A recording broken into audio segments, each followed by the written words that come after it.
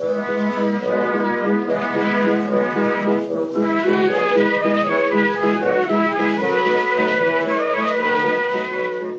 to Loremen, a podcast about local legends and obscure curiosities from days of yore.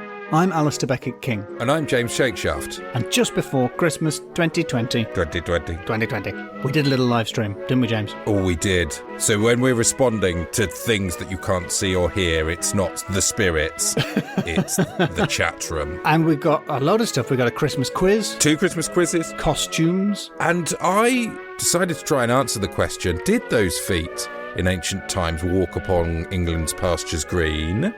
Did they? Did they? Let's find out.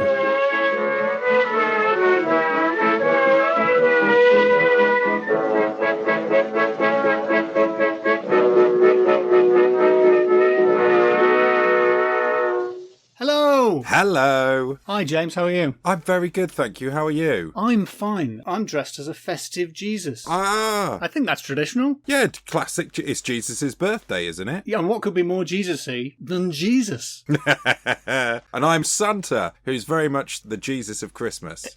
He's like a Jesus who delivers. Yes. Yeah, I know if you've been good or bad, and you will be rewarded on an annual basis. Yeah, not at the end once you're dead. Now in the present. Not a retirement carriage clock that you're offering. No, more like a yearly Employee of the Year plaque for your wall.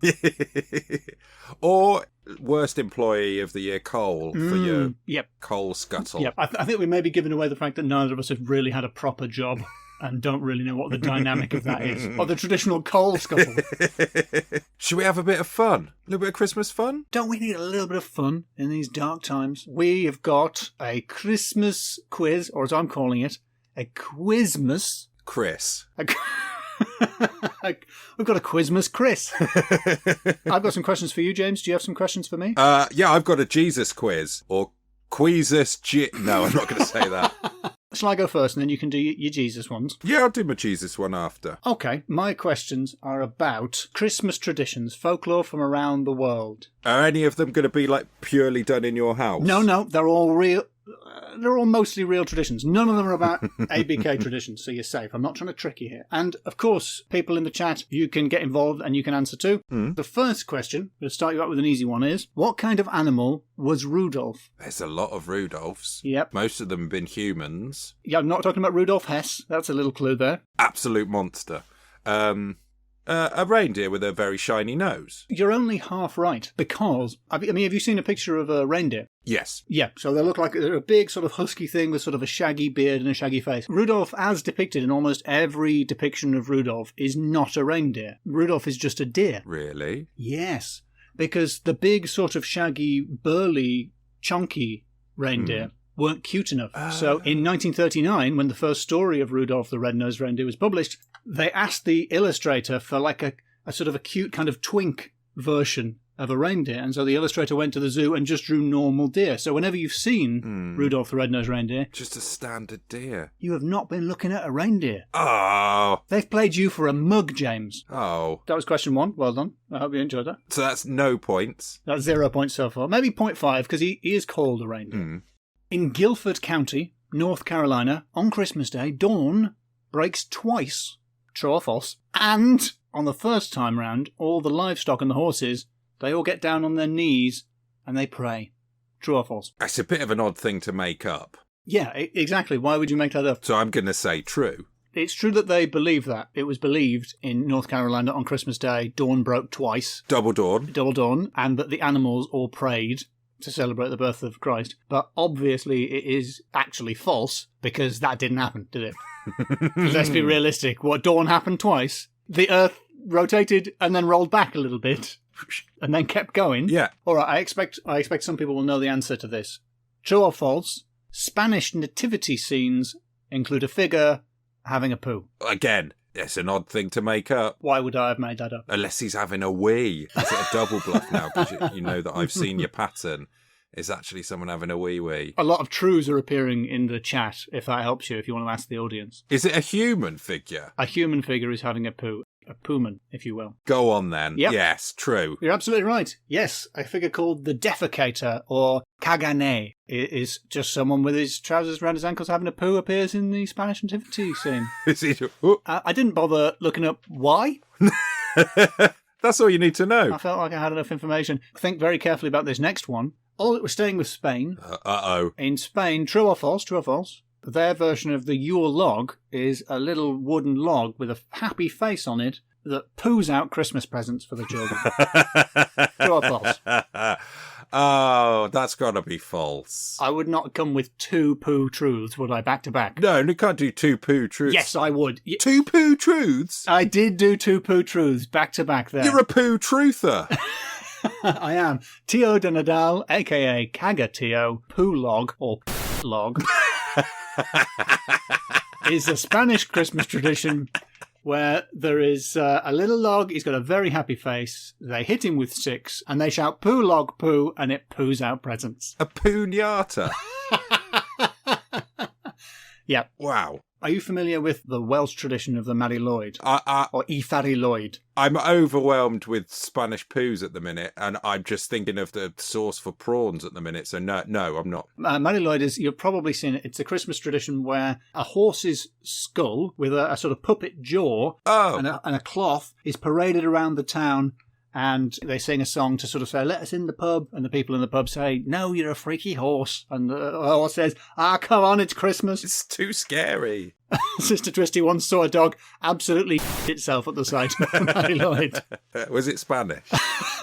There were a couple of Spanish kids whacking it, just absolutely beating the presents out of it. I've done the Mari Lloyd in London, but I've not been Welsh. The Welsh are an accommodating people, and they let English people follow along, and it's very creepy. I didn't know that's what they were called. I love them. But the question is, if that happens in Wales, what animal do you think is paraded around a town in Dorsetshire in the olden days? In Dorset? Oh, of course I do. I bloody love the place. Do you? Sisty Twisty is saying they do it with a pig's head in York. A sexy sheep. I feel like that's a... Editorialising somewhat. Yeah. A dead cat. That's a bit low rent. A rat. That'd be too small to understand. You're going to go around with a little puppet rat like little Rizzo on your head. Jake Gyllenhaal is a bit of a curveball as a guest. That's good. He's got a big jaw, I think, is what they're thinking there. So it's I'm guessing it's not a horse. I know. It's a talking mongoose. A talking mongoose, good guess, but not correct. The correct answer is a bull, also known as the folklore podcast has come in with the Dorset Oozer, which is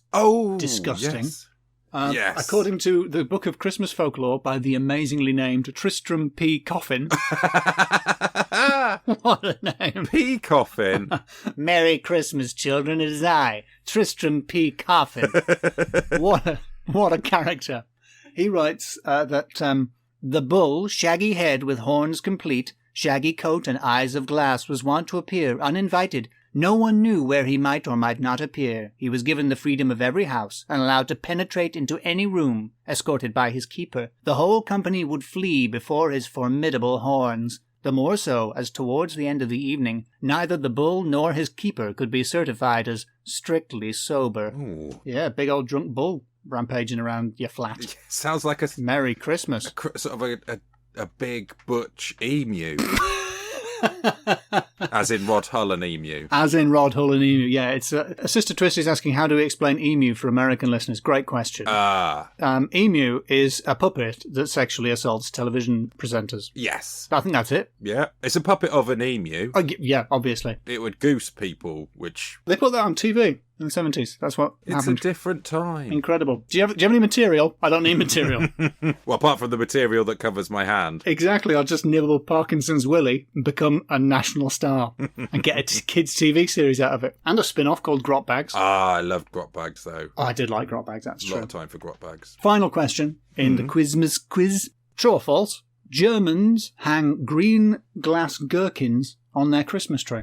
And there's a little tradition whereby the first child to spot the gherkin on Christmas morning, because it camouflages with the green, gets a present. I mean, by which I mean, obviously, the other kids also get presents, but there's a special present for the gherkin. It's not like the Germans are so strict that you have to achieve something in order to earn a present. I've literally heard about this the other day on a podcast. Oh, have you? So I'm saying it's true. You're going with true? Yeah. It's false. What? Here's the interesting thing. I've tricked you once again, really. What? It is widely believed, especially in America, that Germans hang green glass gherkins on their tree, and Americans hang green glass gherkins on their tree because it's something that Germans do, but Germans don't really do it. It's a made-up thing. Someone basically had a job lot of green gherkins and made up a story in order to shift them. Oh, that's very clever of them. Yeah, it's good marketing, isn't it? Well, how did they end up with a job lot of glass gherkins, though? What went wrong? A lot of people are disputing whether indeed it was a gherkin. Some people are saying it was a pickle. Some people are saying it was a cucumber. Look, it didn't happen. That's the end of my Christmas quiz. That was a great Christmas quiz. Did you enjoy that? I did. I think I got 2 points. I wasn't counting, to be honest. Merry Christmas. 5 out of 5. Yes! Can I do a quick Jesus quiz? Go for it, yeah. I think Yeah. I think I've got the edge here. Full kit. So, in the Bible, there are 4 canonical Gospels. Yeah. Matthew, Mark, Luke and John. Mm-hmm. Heard of them. Matthew, Mark and Luke are quite similar. John is a little bit wayward. What the questions are basically, is that what everyone thinks, or is it just John? Right, okay. So I need to work out whether this is part of the 3 normal Gospels or the Ringo Gospel. Yes. Okay. Jesus was baptised by John the Baptist. Is that what everyone thinks, or just John? I think everyone thinks that. Yes. Otherwise, he wouldn't be called John the Baptist, would he? That's right, but John doesn't mention it, probably a bit jealous of the other John. Jesus stands up for the poor and oppressed. Is that what most people think, or just John? I think they all think that, yeah. That's classic JC business there. Yeah, they do. John doesn't really mention it.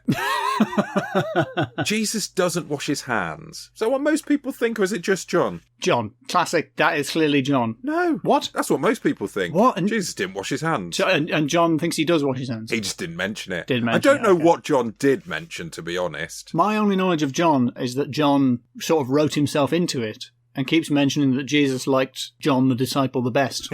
So he's sort of a little bit of a sort of Mary Sue author self-insert situation there, where he would just sort of keep mentioning how much Jesus really liked John. Well, that's why he didn't have any time to mention all the other things that he did. And he didn't have time to mention that being kind to the poor or any of that sort of extraneous stuff. Yeah. Jesus was betrayed by a kiss. Is that most people or just John? It's got to be all of them. It's a classic moment. It is. Judas Iscariot, big old peck on the cheek. Yep, that's right. Judas kisses him. That is in most of them. In John's version, Jesus goes, "I'm Jesus." So Judas doesn't even betray him? No, he goes, "I'm Jesus. My favourite one was John," as he's been taken away. Don't forget to mention John. He was the best of them. Final quiz question. It's not. I'm unlike John. I'm going to leave John out of this one. Oh, okay. It's going to be a quick fire round. Which of these are Jesus' brothers? Jesus' brothers? We're talking about Jesus' extended family. Okay. Because Jesus had some brothers. I don't remember that, but Yeah. they do not get brought up a lot, but carry on. Was one of his brothers called James? True. Yes. Yes. Were one of his brothers called Simon? True. Yes. Were one of his brothers called Judas? No. It was. Don't think so. What? He had a brother called Judas? Yes. Weird. Was one of his brothers called Joseph? Well, his dad was Joseph. Sorry, stepdad. So, yeah, I guess so. Yeah. Yeah, it was very much a Jimmy Shakeshaft, the Jimining. Jimmy Shakeshaft situation. Implies that Joseph's dad was called Donkey. And he might have been what gave him a lift. You know the Christmas carol, Little Donkey? Oh, yeah, Little Donkey. It's not about my great-grandfather, no. It's the donkey that's carrying Mary into Bethlehem. There's another donkey that appears later, which is on Palm Sunday. Jesus comes riding a donkey. But I've checked, and they're too far apart for it to realistically be the same donkey. If it was MCU, it would just be played by the same donkey. Exactly, yeah. It would be the son of Donkey. There's something about the way that song says, little donkey on a dusty... I can't help but feel that when they were directing the Bible, like the donkey was a bit sick of being ridden and was about to quit. And so like the director had to come and sit him down and go, actually, the donkey is the main character at this point. Like nobody is more important than the little donkey.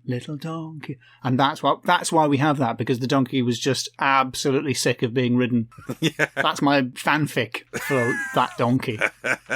As a child, on Palm Sunday, dressed as Jesus and was ridden around the town on a donkey. You dressed as Jesus and were ridden around town? To be honest, not the only time I've dressed as Jesus, but that was perhaps the first. Hey, let he who is not dressed as Jesus throw the first stone. Throw the first Jesus. He was not Jesus, Jesus the first Jesus. Did Jesus have a brother called Joses? Yes, because that's not a name, so it's got to be one of those crazy biblical names like Ham. Yeah. Jewish guy called Ham. That's awkward. And did Jesus have some unnamed sisters? Yes, of course he did. Of course he did. So, yes, Jesus' extended family, though, that brings us into today's story. It's all about a little chap called Joseph of Arimathea. I'm hearing quite a lot of typing. Is that you, James? No. Oh, it's raining. It's raining. Oh, it's rain. Okay. In the shed. I thought the zombie was doing a blog in the background there. Forget about that. I was scared for a moment. Joseph of Arimathea. I'm now really scared. Yes, he's part of the Bible Extended Universe. He's Jesus' uncle. The BCU, yes. He's also known as the Secret Disciple, which I guess would be the name of his film in the BCU. Yeah. He's apparently Jesus' uncle. He's a junkle. Yes. I'm guessing on his mother's side. Yep. Because if he was on his father's side, he'd either be God's brother or Joseph's brother Joseph. No, you're absolutely right. He's got to be on Mary's side. Really good deductive work there. But Joseph did have a son called Josephus. That's just Joseph with a sneeze, really, isn't it? Josephus.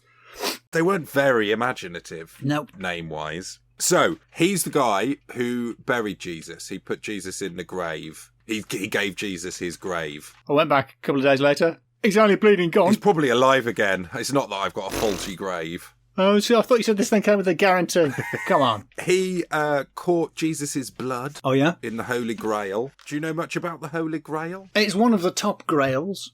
Is it? Yes. Would you like me to tell you a few things about the Holy Grail? Because you told me that this was coming up, so I did a bit of... A little bit of grail hunting. Yep, a little bit of Grail, or Graal, if you prefer, as it first appeared in English. Graal, Graal. Graal. The headline for the Holy Grail is, it doesn't exist. It definitely doesn't exist. Stop looking for it, you losers. It 100% doesn't exist. I was listening to an interview with the academics Dr. Juliet Wood and Professor Caroline Larrington, and one of the really interesting things is the stories about the Grail start to appear in the 13th century, 12th, 13th century, with the story of Parsifal and subsequent Arthurian romances. And at that time, relics were a big deal. The relics of the Passion, relics of the Crucifixion, that sort of thing, were a big deal. Merch. People were fighting. Yeah, exactly. They were fighting the Crusades to get all of that merch, all of that goodies. Sweet, sweet Jesus merch. Yeah. From the BCU. And there is no mention of the Holy Grail in the real history. So people thought they had the true cross. They had all sorts of bits and bobs from Jesus. The Holy Grail never mentioned until it appears in basically books. So it's just a story. The story of Parsifal appears that he's a knight, wandering the land doing knight stuff. He comes upon a house where he meets the Fisher King,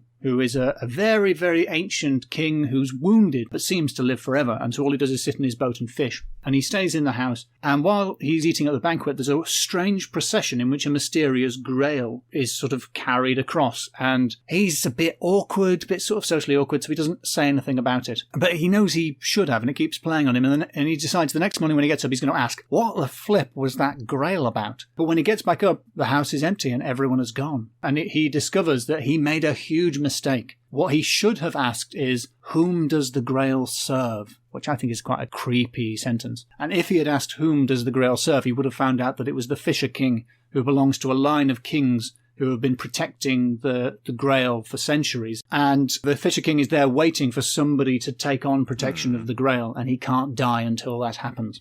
Chrétien de Troyes, who I think was the first person to write about it, the story doesn't end because he didn't finish it. But the important thing is it changes its size and shape. It changes into a stone at one point. What? It's a variety of different things. It doesn't have its roots in folklore. It's not a legend that people believed until it was written down. But its roots are probably... Do you remember the Mabinogion? Do you remember there's the big cauldron that brings people back to life? Oh, yeah, the Black Cauldron. Exactly. The Mabinogion has quite a few magic vessels, and so the writers were probably borrowing from folklore in that respect. But it's not real. And Holy Blood, Holy Grail, Dan Brown, it's 100% not Jesus' bloodline. Get lost.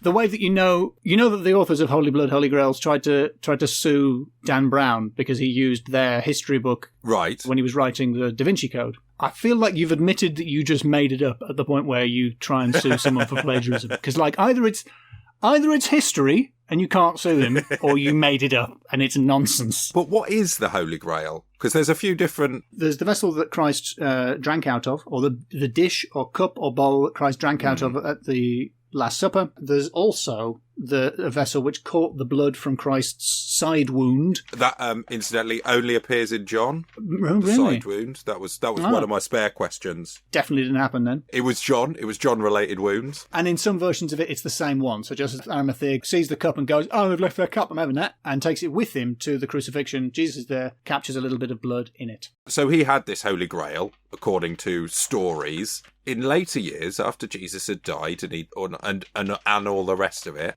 he moved to Glastonbury in Britain. He didn't, but carry on. He moved there. That's a long way to go. Well, he'd visited there before, because in Roman times, it was a tin trading port. Yeah, they were always coming over here, stealing our tin, bloody Romans. But the interesting thing is, Glastonbury Tor, or the hills around Glastonbury, were little ports, because the ground around there, back in the day, was all marshland and would flood. Oh, right. So like Roman maps of slightly after that era, that area is all water, and you have to like come in on a boat. And he would so apparently Joseph of Arimathea came in on a boat. That's a convincing bit of backstory to explain why he arrived by boat. Yeah, and there's a few other little hills around there. They would have been sticking up out of the water most of the time, and people would have been travelling around via boat. And apparently Joseph, he went to a hill called Wirral Hill with a bunch of his gang. Welcome to Wirral Hill.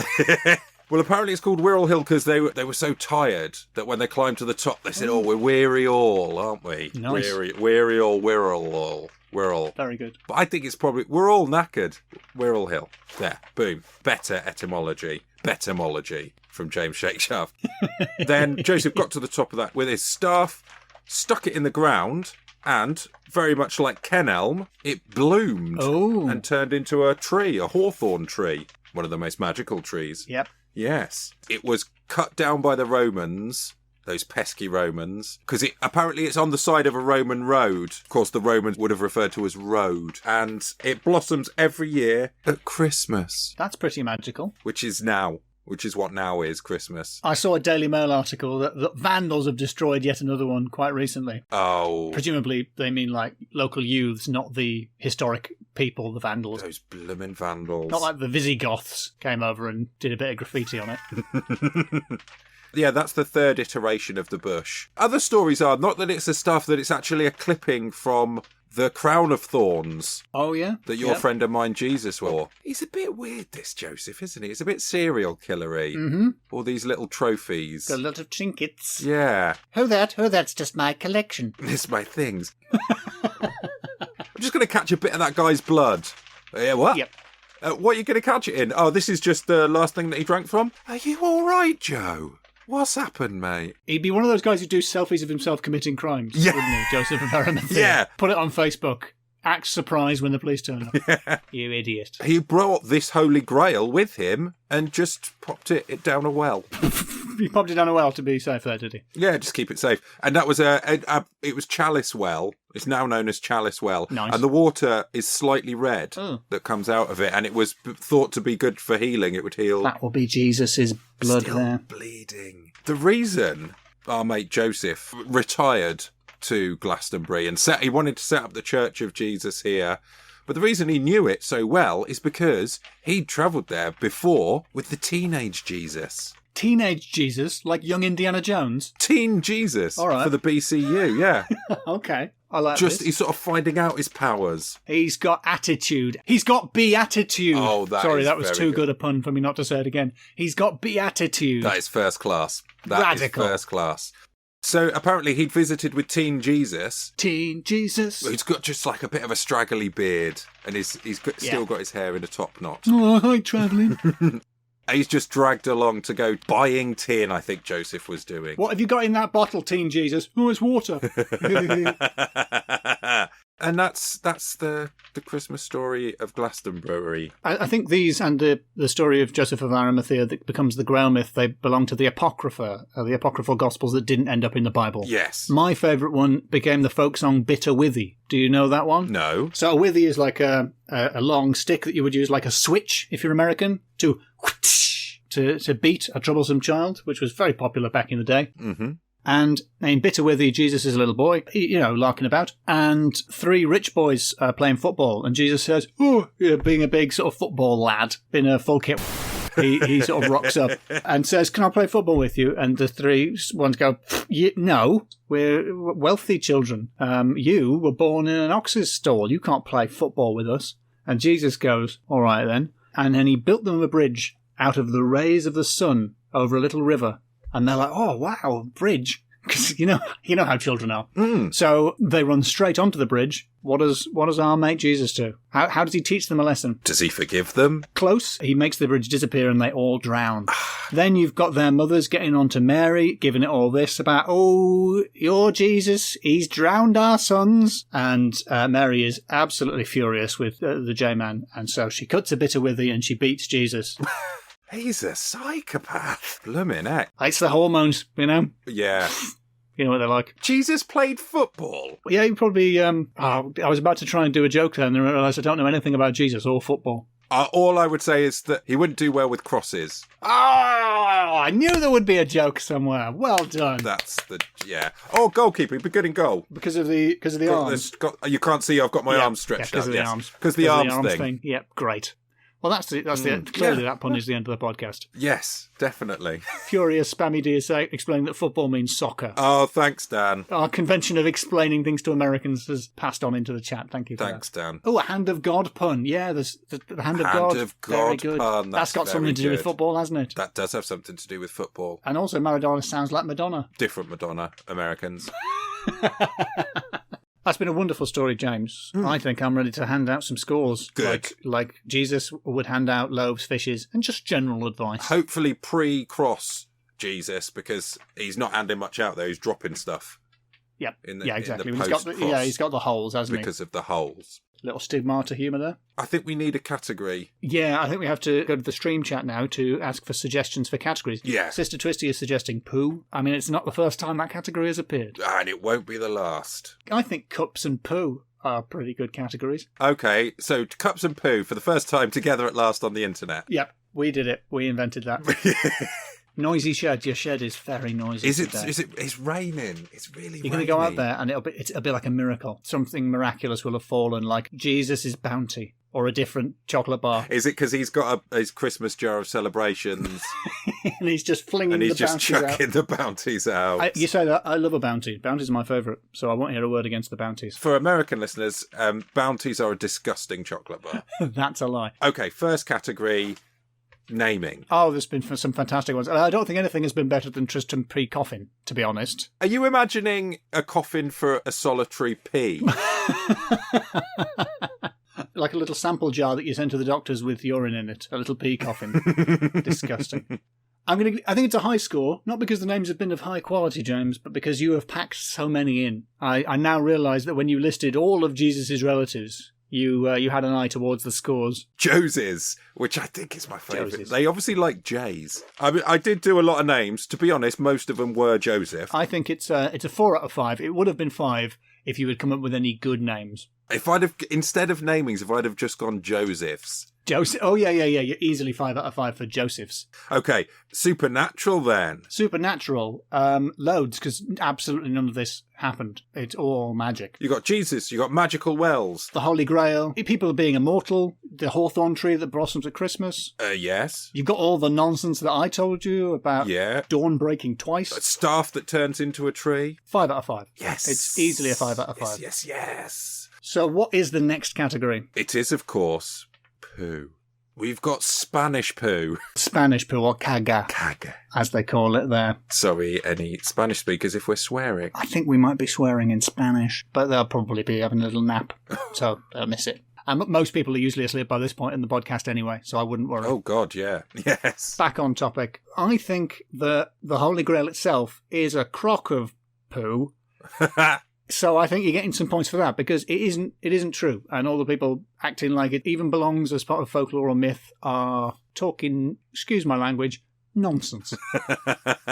Right, go on then. Poppycock. So I'm going to say it's 5 out of 5 for poo. Yes. A load of old sure, if you will. Yeah.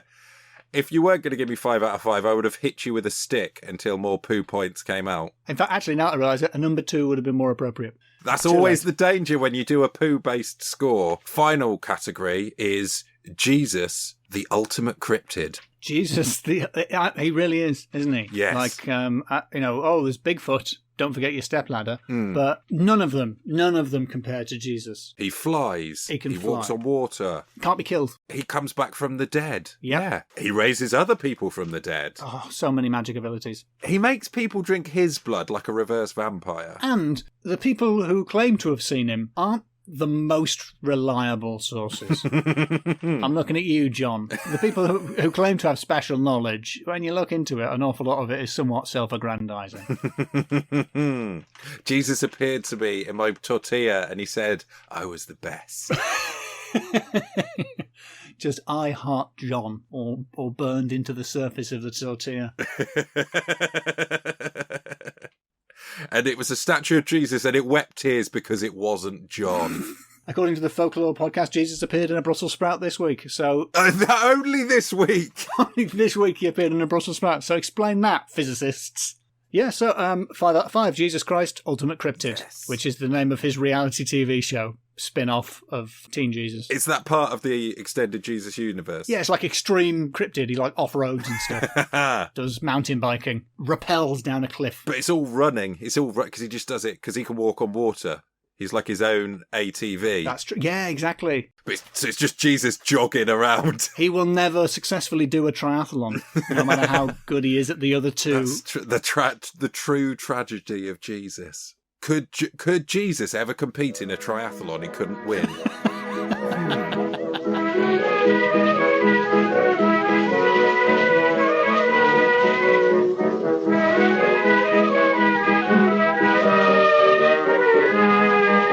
So, James, having done your research, did those feet in ancient times walk on England's pastures green? Unlikely. That's good, because I had very little enthusiasm for building Jerusalem here in England's green and pleasant land. And you might want to get on our Patreon, because if you become a Patreon supporter, then you can have an extra little featurette of stuff that we, for want of a better word, forgot to include in the live stream. Yeah, bonus content, yeah. About ugly baby Jesus. Oh, man, baby Jesus. So get on to patreon.com/lawmenpod and see the weirdly elderly face of Jesus.